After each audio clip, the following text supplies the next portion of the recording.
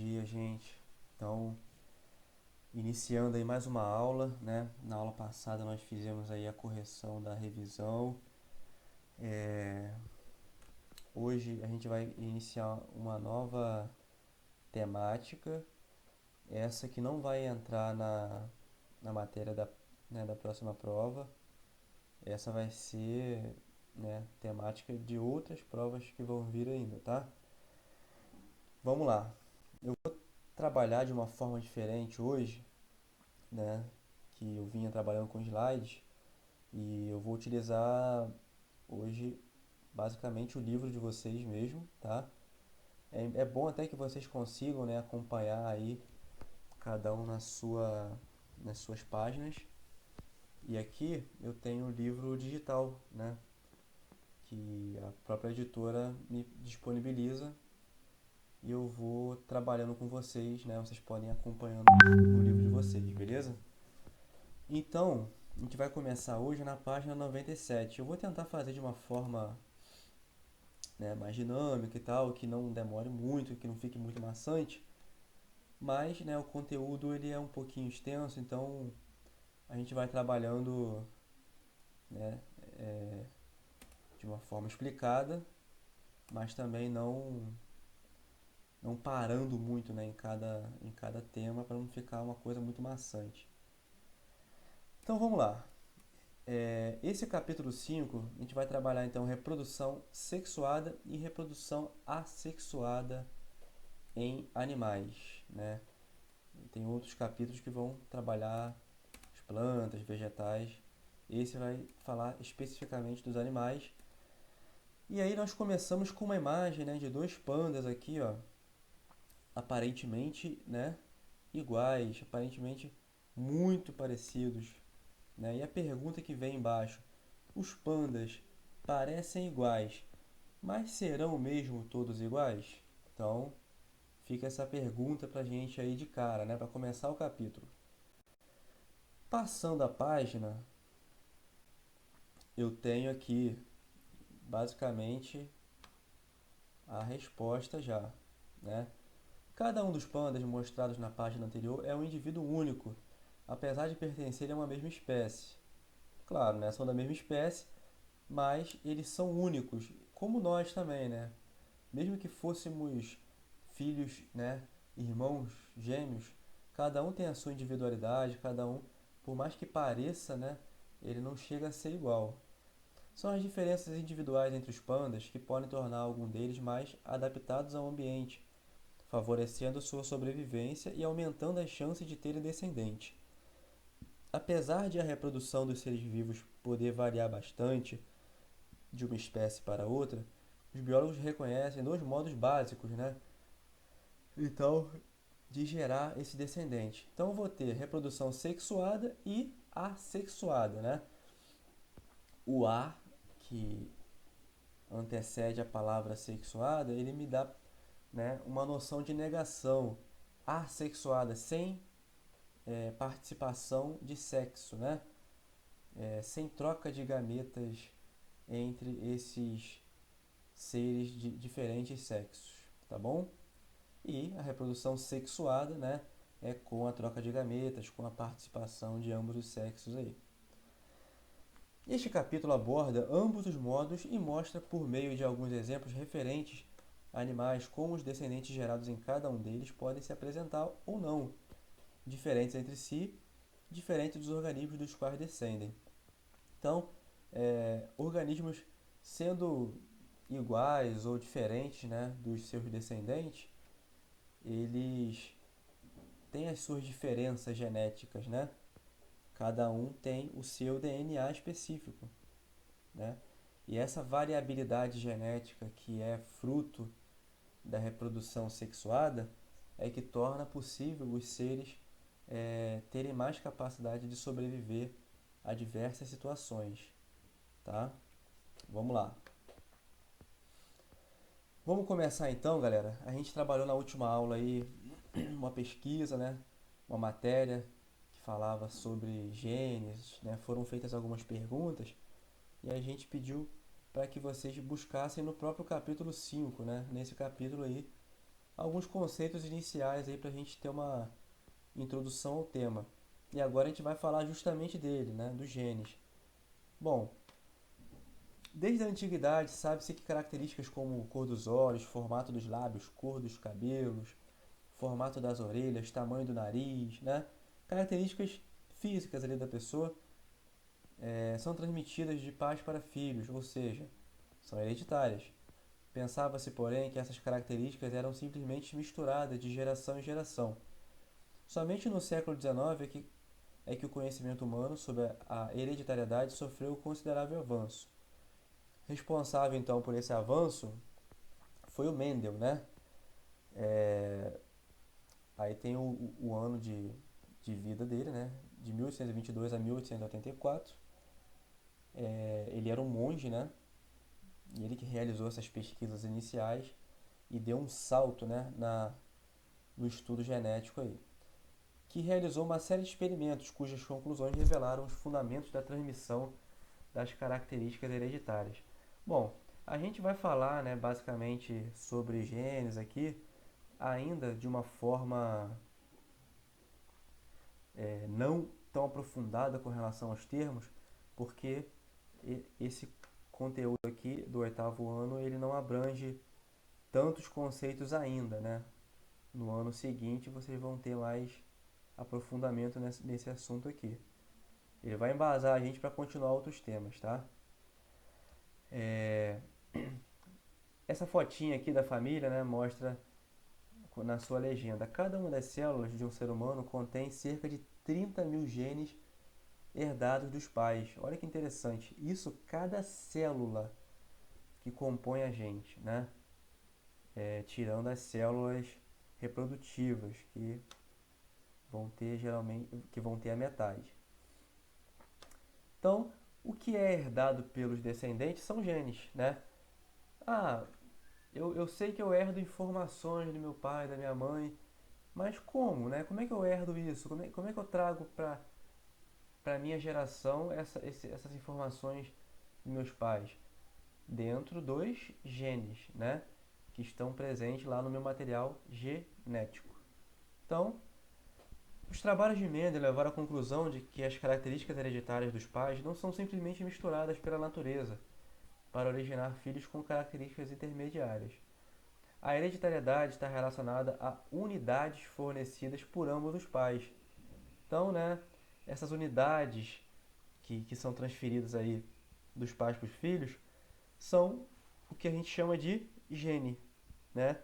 São várias, como a foto mostrou ali, né? Cerca de 30 mil dessas unidades em cada célula do ser humano. Os genes, então, vão compor o que a gente chama de material genético, né? Presente nas células, relacionado às chamadas características hereditárias ou genéticas. Os genes são responsáveis por condições necessárias para o funcionamento do metabolismo celular, né? Conjunto de todos os processos que ocorrem em uma célula, toda essa receita, né? Como que funcionar com que elementos, tudo que está relacionado ao desenvolvimento de características do organismo também está relacionado lá, né? Está tudo escrito na receita que contém no gene, tá? Fatores ambientais externos, né, ao ser também intervêm no desenvolvimento e muitas vezes podem até mesmo modificar características de um organismo. A gente vai falar, né, dessas possibilidades externas mais à frente nesse capítulo aqui. A genética é o estudo dos genes. Os genes e a maneira como eles são transferidos para os descendentes são objetivo de estudo da ciência denominada genética. Então, né, genética, o nome já remete, estudo dos genes. Simplesmente isso. Então, como a gente começou a falar ali, né, sobre mutações, mudanças nos genes. Mutações gênicas são fontes de novos genes. Então, se tinha, né, uma receita, né, na célula que foi herdada dos pais, né, mas por alguns fatores externos podem ocasionar mudanças nesses genes e gerar novos, né? Assim, consequentemente, gerar novos genes naquele ser. E aí os seus descendentes também vão herdar essas mudanças, né? Essas mudanças elas podem ser boas ou ruins, tá? Então aqui, ó, as mutações quando acontecem podem modificar a informação registrada no gene. Se uma mutação ocorrer numa célula reprodutiva, né, espermatozoide do homem ou óvulo da mulher, o gene alterado pode ser transmitido para um descendente. Os genes alterados contêm, em alguns casos, mutações prejudiciais, que podem inviabilizar o funcionamento saudável do corpo e levá-lo à morte. A maioria das mutações, no entanto, não acarreta nenhuma mudança significativa, né, sendo ela vantajosa ou prejudicial ao organismo.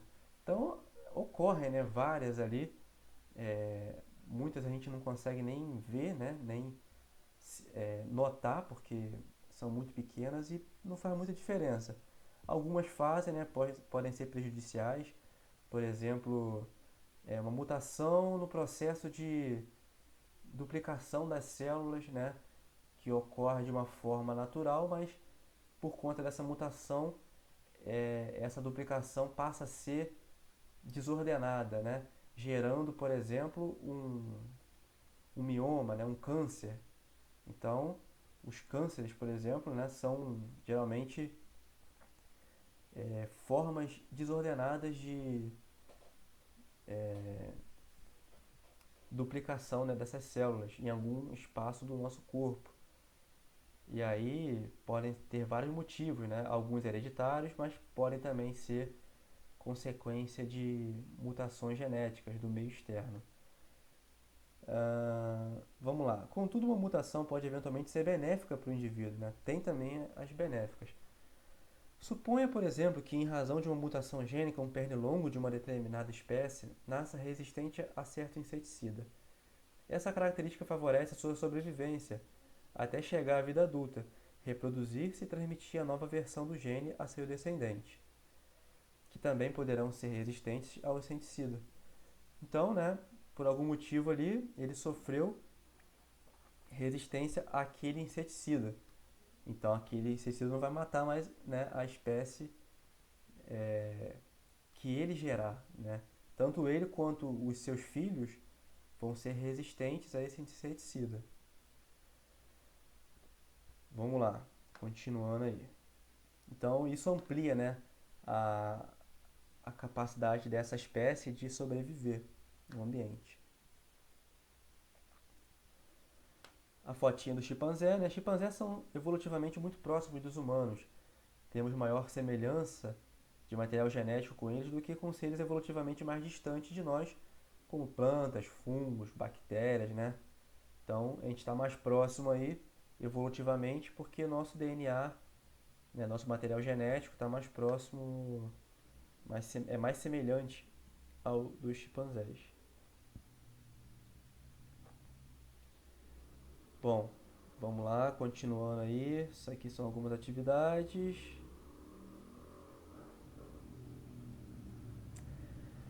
Aí continuando, né, sobre a questão de mutação, como a vida na Terra existe há bilhões de anos, houve muito tempo para que as mutações produzissem genes com efeitos vantajosos a seus possuidores. As mutações são as fontes de novos genes e os seus portadores são submetidos às condições naturais de competição pela sobrevivência.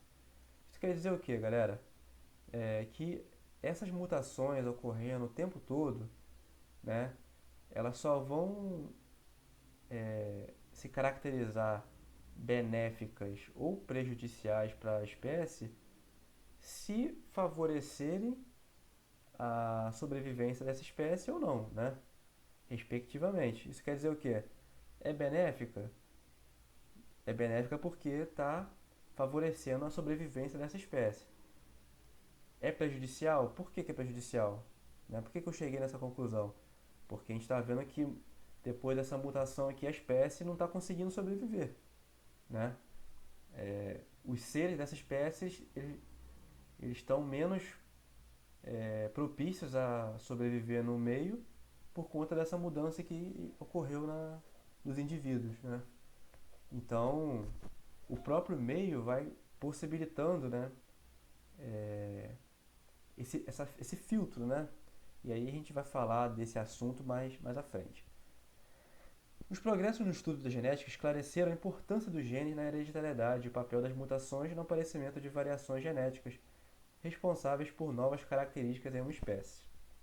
Bom, quando eu falava aí de mutação, né, comentei até do câncer, né, que ocorria na divisão celular, na hora que as células estão se dividindo. Pois é, divisão celular, galera, é um assunto importantíssimo dentro desse contexto aqui. É importante que a gente saiba, né, esse conceito, porque isso faz muita diferença na questão da reprodução, né? Já que o nosso tema aqui é reprodução sexuada e assexuada. O crescimento de um ser vivo com muitas células, até o tamanho adulto, é decorrência do aumento de número de células no organismo. Esse aumento deve-se à capacidade que as células têm para sofrer divisão celular, né? As células têm capacidade para sofrer divisão celular. Processo em que duplicam suas estruturas, né? Então, existe um desenhozinho aqui, ó, um esquema que mostra, né, a célula inicial, ela crescendo, né, se preparando para se duplicar, e aqui, ó, começa o processo de divisão, né?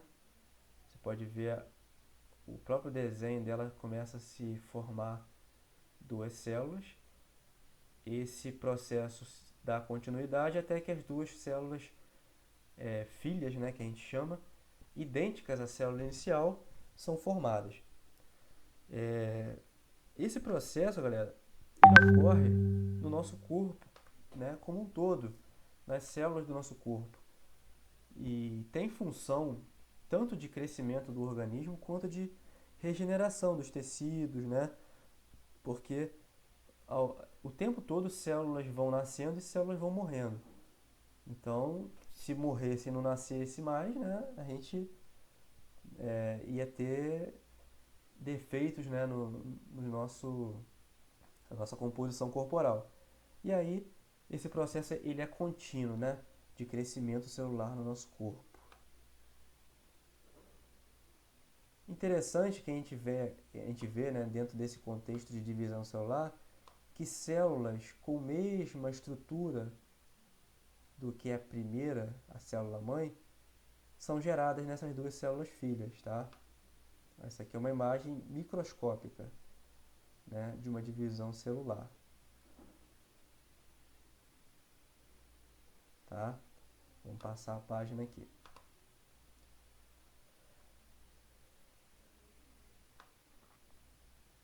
Agora vamos falar desse material genético dentro da reprodução humana. Bom, o zigoto forma-se na fertilização. A reprodução humana necessita de células especiais, os gametas. Então, quem são os gametas? São as células reprodutivas, né, do ser humano, dos seres em geral. A gente está falando aqui do ser humano.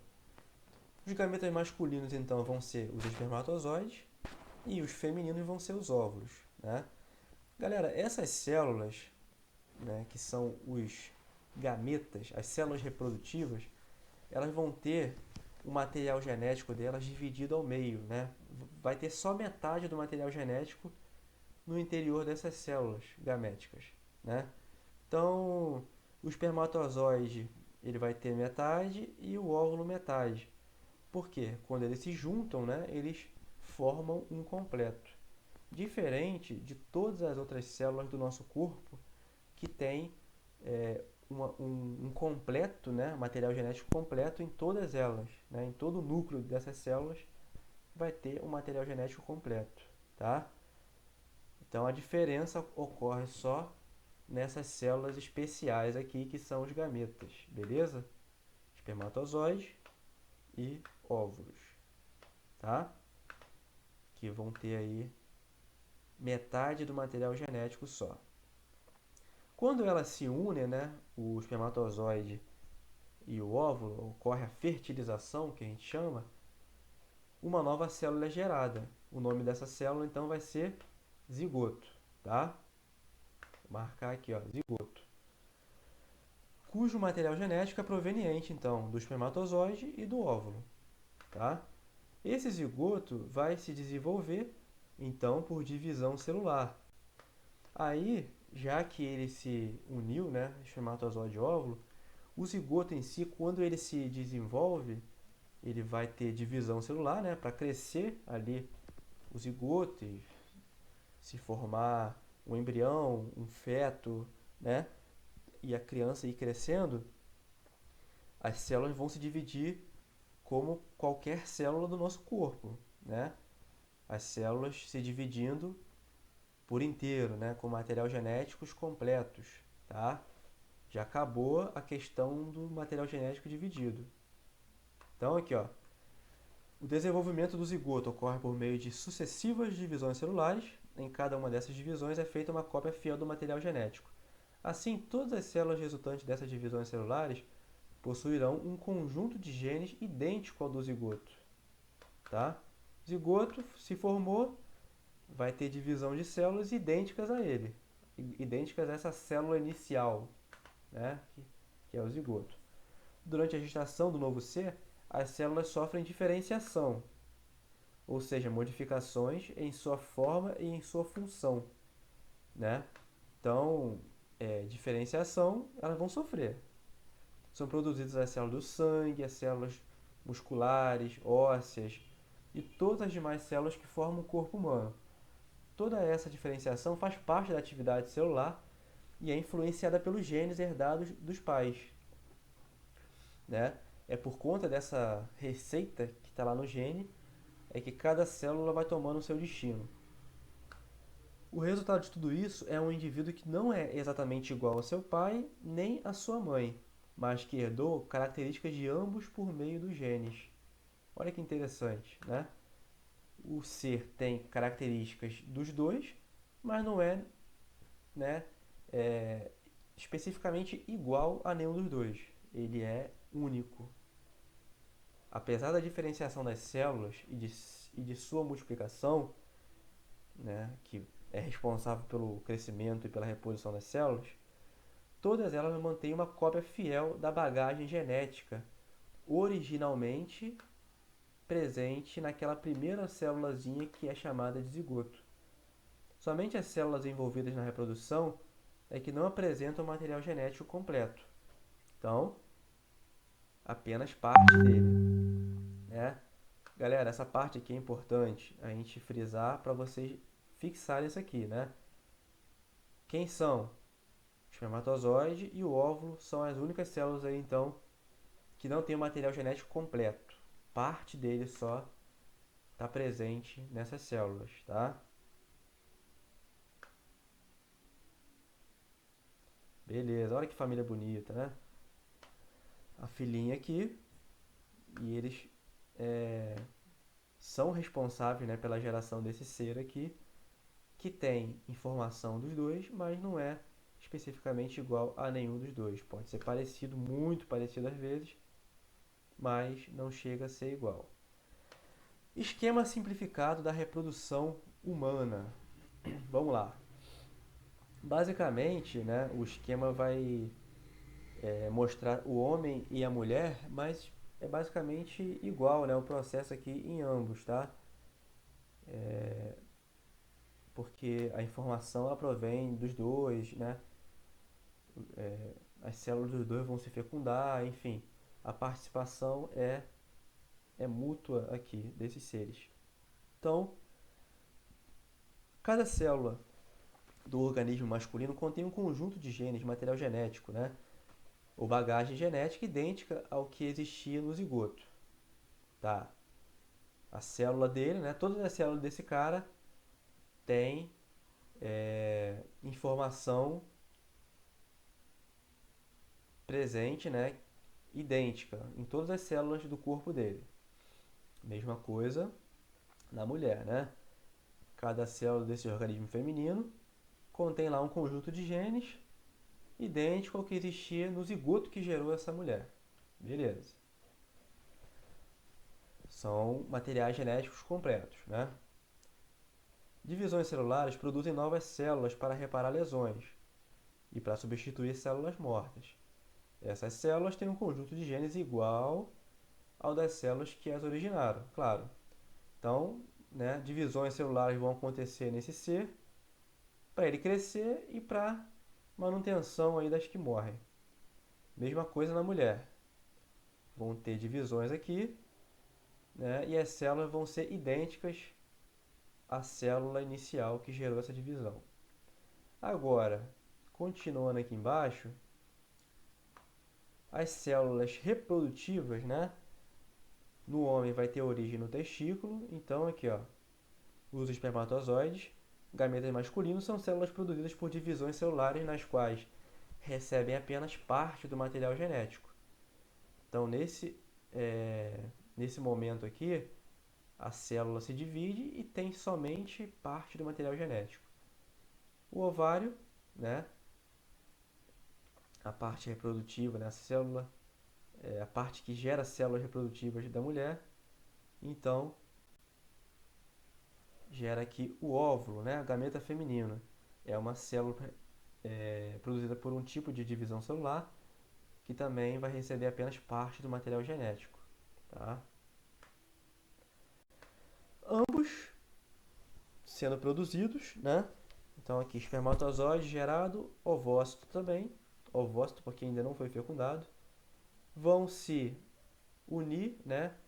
O espermatozoide vai fecundar o ovócito,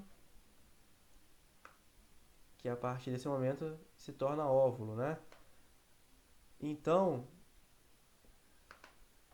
na fertilização ou fecundação ocorre a junção do material genético do espermatozoide e do óvulo, tá? A junção dos dois materiais genéticos torna essa célula completa, tá? E a gente vai chamar essa célula então de zigoto, beleza? Vou clicar aqui na 5 para a gente continuar. O zigoto é uma célula que contém um conjunto completo de genes. Uma parte desse material genético veio do espermatozoide e a outra parte do óvulo. Acabamos de falar nisso aí. Sucessivas divisões celulares produzem novas células a partir do zigoto, que passa a se chamar embrião, né? Depois de um determinado tamanho, depois de uma certa quantidade de divisões celulares, ele vai se chamar então embrião, depois maior vai se chamar feto, né? Até o respectivo nascimento, tá? E aí vão ter divisões celulares, né? Propiciando o crescimento do recém-nascido até atingir o tamanho adulto, né? Então, as divisões elas são eternas aí, né? Quando se para de crescer, as divisões continuam para a manutenção do organismo, tá? Vamos lá, passando a página então.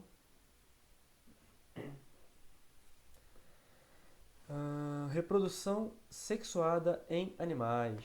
Vamos lá. Reprodução sexuada, né, como eu tinha falado antes, ela envolve gametas, né? Então, como no ser humano, né, que tem reprodução sexuada, também outros animais envolvem células especiais, os gametas, e um novo indivíduo é gerado a partir do gameta masculino, espermatozoide, e do gameta feminino, óvulo. Os gametas se formam, então, em órgãos apropriados do organismo do macho e da fêmea, né? Aí vai ter uma variação, né, nesse sentido, de acordo com a espécie, né? Seres humanos vão ter a fertilização interna, mas existem alguns seres que a fertilização ocorre externamente. Então, o zigoto, né, que é aquela primeira célula do novo indivíduo, é formado então pela união, né, do espermatozoide e do óvulo. Essa união é então fecundação ou fertilização. Como a gente tinha falado aí, são variados, né, os comportamentos animais. Por exemplo, galera, a gente pode colocar aqui espécies, né, Machos e fêmeas se aproximam um do outro e depositam seus gametas no ambiente, ocorrendo então essa fertilização externa. Isso pode parecer estranho, né, para gente que está acostumado com a fertilização interna, mas isso ocorre, por exemplo, nesses seres aqui, ó, dos anfíbios, né? A rã, você está vendo aqui o processo de acasalamento, desculpa. Então, nessa espécie, ambos aí vão liberar os gametas na água, né? Nesse processo de acasalamento, os dois vão liberar masculino e feminino na água e na própria água vai ocorrer a fecundação, tá? Então esse é um exemplo, né, de fecundação externa.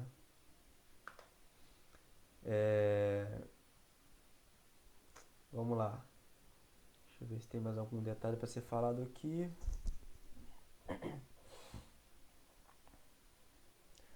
Bom, como os espermatozoides e óvulos são células muito delicadas, né, que podem se desidratar, perder água, rapidamente morrer, a fertilização externa geralmente ocorre então dentro da água, né, ou ambientes extremamente úmidos. Por isso que esse caso aqui, ó, a gente vê, né, ocorrendo dentro da água. Esse caso aqui, ó, é um exemplo da tartaruga, né, são répteis.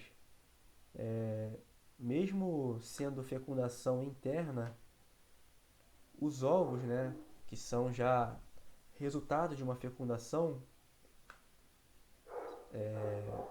são como se fossem zigotos, né? São enterrados então pela fêmea, né? A fêmea está pondo os ovos aqui, consequência já de uma fecundação. E aí nessa areia que ela está colocando os ovos, eles vão se desenvolver, tá?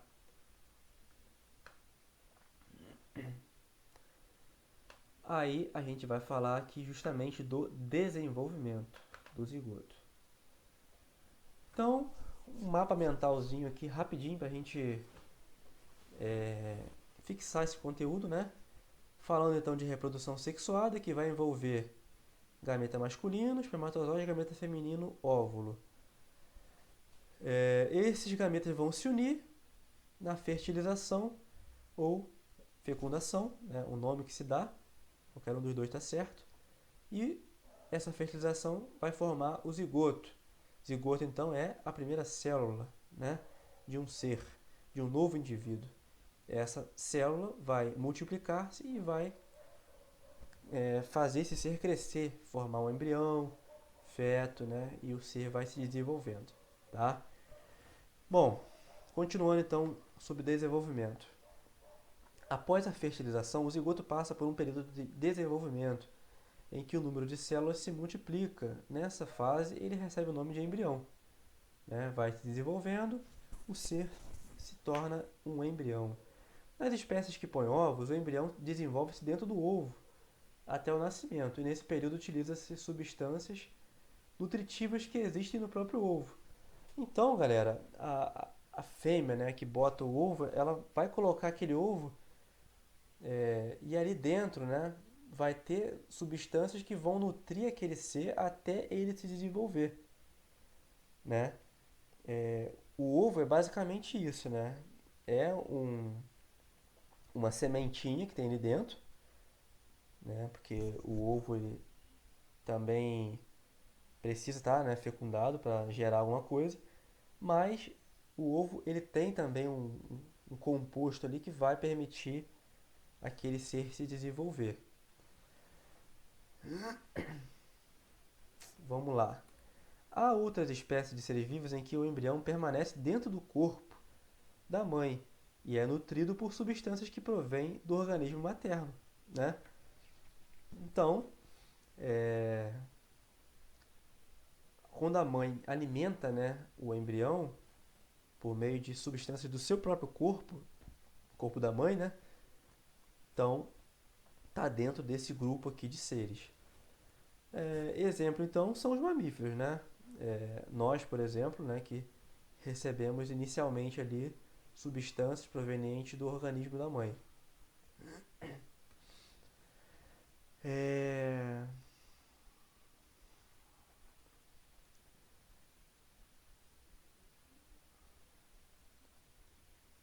Beleza. E aí se fala aqui também do leite, né, que as mães produzem para alimentar os filhotes. Nascimento de filhote de jacaré, de papo amarelo. Aí. Enquanto o embrião ele se desenvolve dentro do ovo, nutrindo-se de substâncias armazenadas no próprio ovo. Então tá aí, né?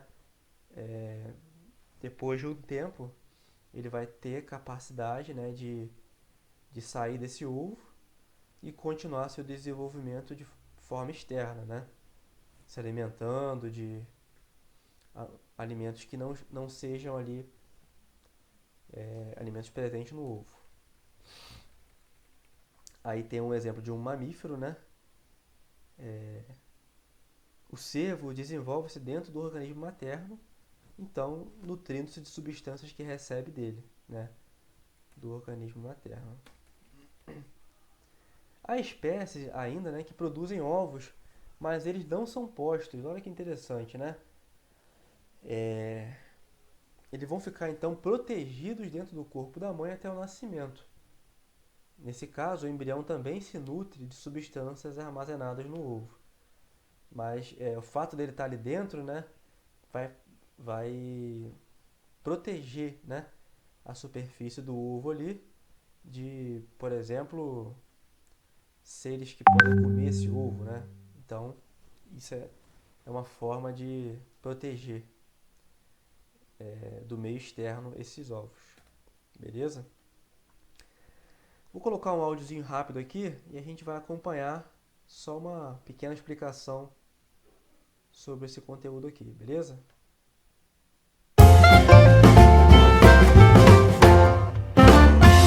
Nascimento e desenvolvimento dos mamíferos. Pense rápido. Quais são as semelhanças entre o morcego, a baleia, o tamanduá e o ornitorrinco? Deu preguiça? Então pode incluir o bicho preguiça também, pois estamos falando dos mamíferos. Você já deve ter reparado que esse grupo é bem diversificado. Até a gente faz parte dele. São mais de 5.000 espécies de mamíferos conhecidas e destas, cerca de 700 espécies são encontradas no Brasil, o que faz o país apresentar a maior diversidade de mamíferos do mundo. Dentre as características comuns a todos os mamíferos, inclui-se aquela que dá origem ao nome do grupo, as glândulas mamárias, onde é produzido o leite que nutre os filhotes. Por falar em filhotes, vale lembrar que os mamíferos apresentam fecundação interna, com cópula. Normalmente, a reprodução acontece em períodos do ano favoráveis ao desenvolvimento das crias. Em geral, as fêmeas dos mamíferos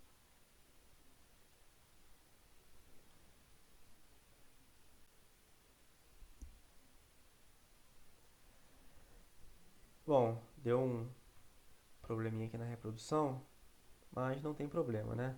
A gente continua aí justamente falando sobre esse conteúdo. Vamos lá. Animais ovíparos. Então, insetos, répteis, aves, né, são diversos seres que costumam pôr ovos após a fecundação. Em cada ovo, então, vai ter um pequeno embrião, né, que vai ser uma reserva do material nutritivo e também uma reserva desse material nutritivo junto com esse material genético que vai garantir o fornecimento do nutriente ao novo ser, né? Então, as espécies que põem ovos são denominadas ovíparas. É o nome que se dá a essas espécies. Então, uma característica dos ovos, né, das espécies terrestres é ter paredes impermeáveis à água, tá? Então, não permite, né, a entrada de água, entrada e saída, né? E o que vai impedir a desidratação e a morte do embrião, né? Porque se saísse a parte líquida interna, né, o embrião seria desidratado. Interessante, galera, que a casca aí dos ovos de répteis e de aves, ela vai ser constituída de carbonato de cálcio, né? Que é basicamente uma forma de adaptação. Essa casca, então, vai impedir a passagem de água, mas vai permitir que gases passem através dela, né? Então, passando gases, vai entrar oxigênio tá? Necessária a respiração, né, do ser, e vai sair gás carbônico, tá? Excretado por esse ser também. Então, né, é uma forma de adaptação, né, desses seres aí ter essa casca resistente, feita aí de carbonato de cálcio, mas, né, ela sendo impermeável à água, mas permeável a gases, tá?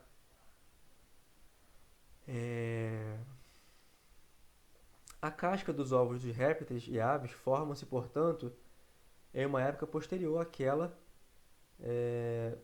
em que pode ocorrer fecundação.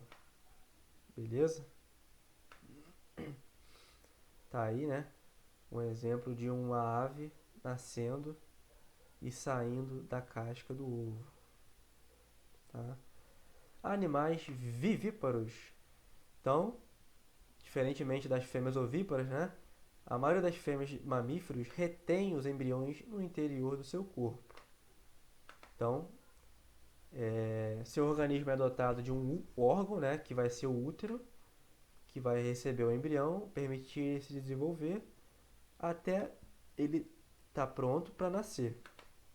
Durante esse período de desenvolvimento, a gestação desses novos indivíduos são nutridos pelo corpo materno. Então, né, o que faz o intercâmbio do ser, do embrião ali, para o corpo da mãe é um órgão chamado placenta, tá? Espécies animais que possuem essas características são denominadas então vivíparas, tá? São os seres que têm o desenvolvimento do ser dentro do seu útero, dentro do seu corpo. O ser humano, né, por exemplo, é um ser vivíparo. Animais ovovivíparos, então são esses animais então que no que diz respeito ao desenvolvimento do embrião, né? Há um terceiro caso, que pode ser encontrado, por exemplo, em algumas espécies de peixes e répteis. Após a fertilização interna, as fêmeas produzem ovos, mas os retêm em seu interior. Né? Como eu vinha falado, eles vão se alimentar, né, das reservas existentes no próprio ovo, tá? Mas o fato, né, desse ovo estar presente dentro do corpo vai proteger, né, esse ovo de fatores externos e ambientais, como calor excessivo e predadores. Então, é uma forma de defesa aí dessa espécie, tá? Reprodução assexuada, como eu falei no começo, não tem presença de trocas de gameta, né? Várias espécies de seres vão ter esse tipo de reprodução. É uma forma menos complexa, né, de reprodução. E aí eu tenho alguns tipos, né? São diversos tipos de formas assexuadas, mas, por exemplo, divisão celular,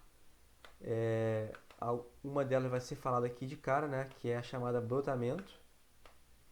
Então, o brotamento ocorre, por exemplo, na hidra. Tem uma fotinha da hidra aqui, ó. Né? Brotamento, aonde esse ser vai gerar um broto aqui, que vai se desenvolver e em um determinado momento ele vai se desprender desse ser, sendo, né, ele já, nesse momento, então, um novo ser. Né? O próprio indivíduo vai gerar esse ser aqui por brotamento. Tá? Anêmonas do mar também vão gerar por brotamento. Beleza, vamos lá, continuando aí. Regeneração de fragmentos, né? É o que a gente pode ver aqui, ó.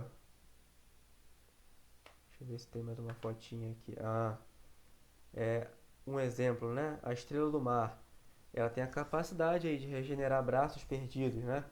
Então vamos supor que ela tenha perdido um braço aqui, né?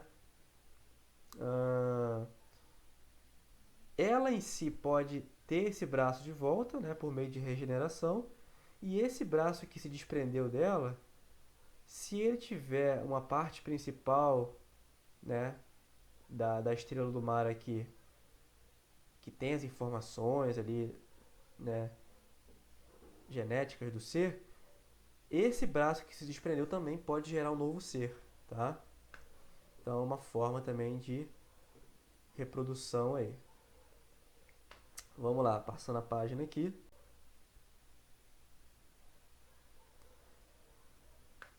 Vamos lá, continuando, reprodução sexuada e variabilidade genética dos descendentes.